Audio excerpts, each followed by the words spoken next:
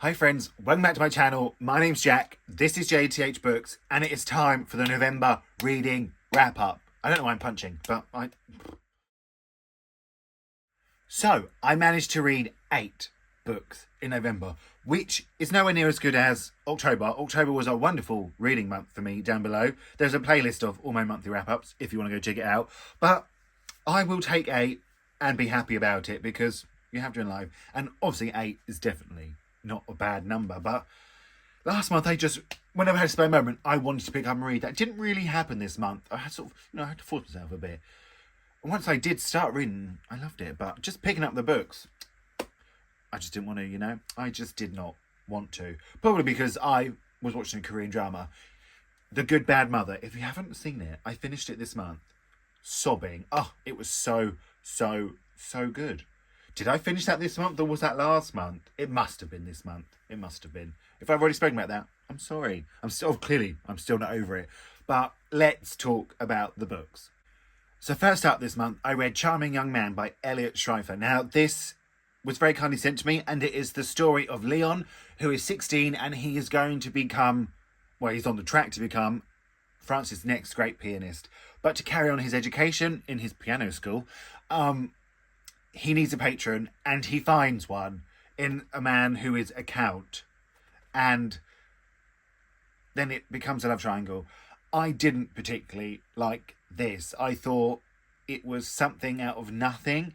I thought the love triangle is very much Leon deciding if he wants to sort of be with his patron and if he wants to carry on this great life that he's on track for, or if he wants to move back home and be with the person that he loves.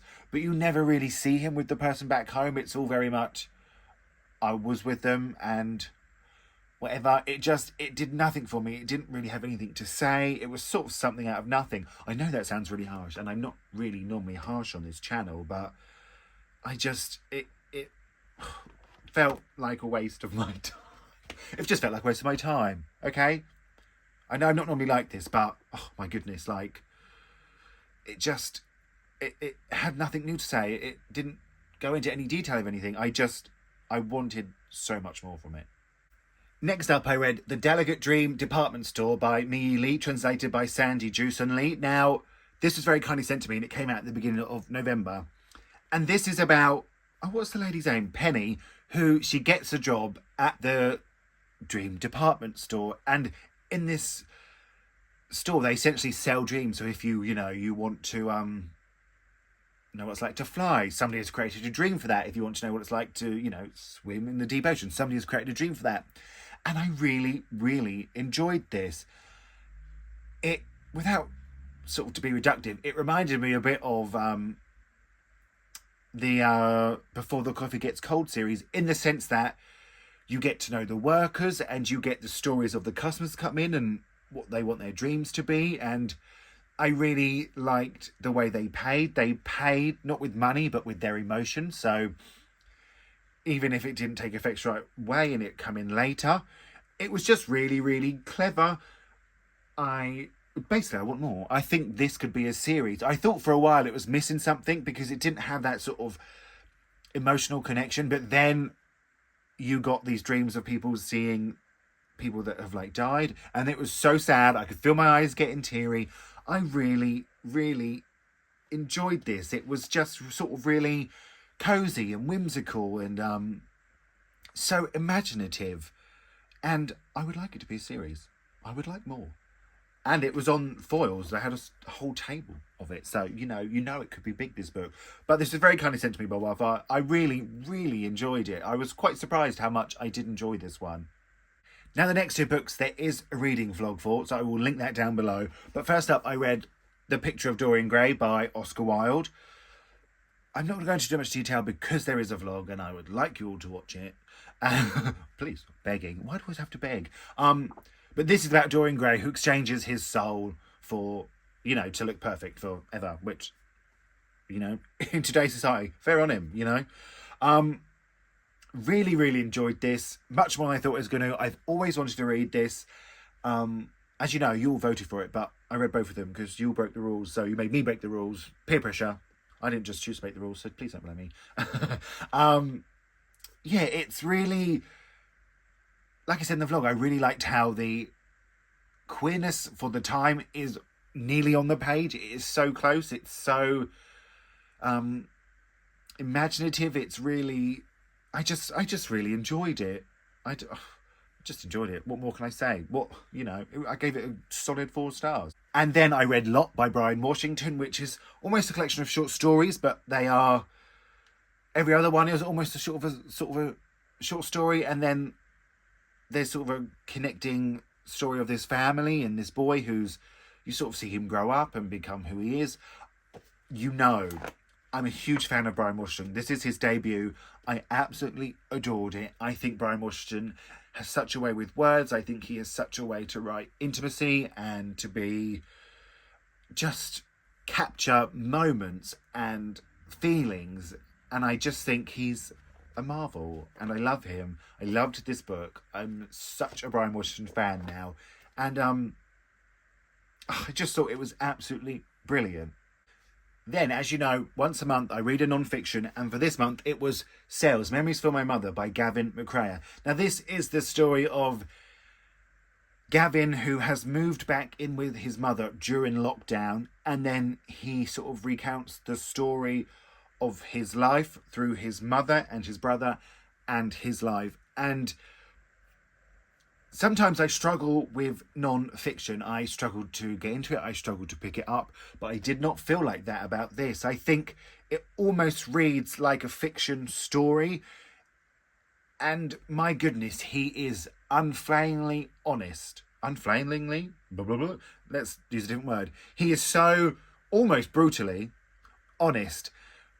If I was a member of the family, I don't know how I'd feel about some of the things he's written in this book, but it's not told cruelly, it is just honest. It was so intriguing, it was so thought-provoking. I really just felt enamoured by him and the book itself. I liked how he spoke about, queerness and how he was bullied, and it was just really, really heartfelt. This was longlisted for the Polari Prize, which is why I didn't read it, because it was not shortlisted, but my goodness, it so easily could have been shortlisted. I absolutely adore it. The Polari Prize actually sent me this, so I have to say a huge thank you to them. And my goodness, I just absolutely I adored it. Could it be one of my favourite non-fictions of the year? Yeah, I absolutely think so. Next up, I read Soldier Sailor by Claire Kilroy. Now, this is the story of a young woman who has become a mother for the first time to, a newborn baby. We're in that era. And it puts a strain on her marriage. And then she meets an old friend, and it sort of gives her the chance to be who she used to be. Now, I know many, many people love this book. You should listen to them. They're much more intelligent. I do believe the Times has just named it their book of the year as well. So listen to the Times. Don't listen to me. But I just never, ever wanted to pick it up. Ever. Well, I even saw someone say that, it was a suicide note to her baby. Which is right, probably. But I didn't pick up on it. But I am an idiot. I didn't pick up on it. I just never wanted to pick it up. It is done in a very literary way. I understand that. And it is... People saying they made them cry and they wanted to hug their child. And I didn't get that. But... So I gave it I guess a 2.5, 3. I don't know what I gave it really, but... I didn't get it. It wasn't for me. I didn't get it. But I think, I am in the wrong. Listen to the Times. Listen to smarter people. I couldn't get it. It's not that I have to, you have to be a mother to connect to these things. I just couldn't. I don't even know why. That is the truth. I don't even know why, but... Sorry. So if there's been an angle change, my friend came over. But these last two, there is a reading vlog for them, so I'll just run through these quick. I read One Love by Matt Cain, which is the story of Guy and Danny and how they met at university. And then you also see them 20 years later as they are going to Pride together, and it's about their journey in between. I really, really enjoyed this. I think it was quite an important book, especially for me. I really related to the main character of Danny.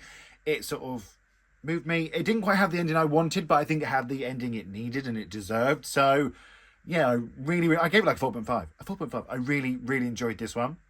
And then I read Greta and Valdin by Rebecca K. Riley, which is the story of Greta and Valdin as they come to terms with who they are and their queerness. It's set in New Zealand. And parts of this I liked, parts of it I didn't. I didn't think it had enough depth. I didn't think you even got to know these characters too much. Sometimes things would happen. I'd be like, oh, did that happen? I didn't quite catch on. And I think there's a lot of characters in here that you have to get used to. I think it works as sort of more of a family saga, and how, like, when they all interacted in the banter, that I really, really enjoyed that. But it just didn't have enough depth for me. But it is already out in New Zealand. It comes out next year here. And it was on the charts for like a year. So, you know, what do I know? Listen to the people in New Zealand, not me. So that was it. That was my reading month. 8 books. A bit of a, an up and down month, but I read a lot by Brian Washington, so I can't complain. I love Brian Washington. I'm a huge Brian Washington fan.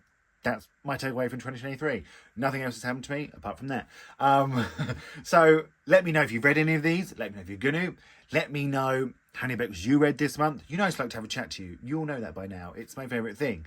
And feel free to like and subscribe, please, please. And I'm going to speak to you all really, really soon.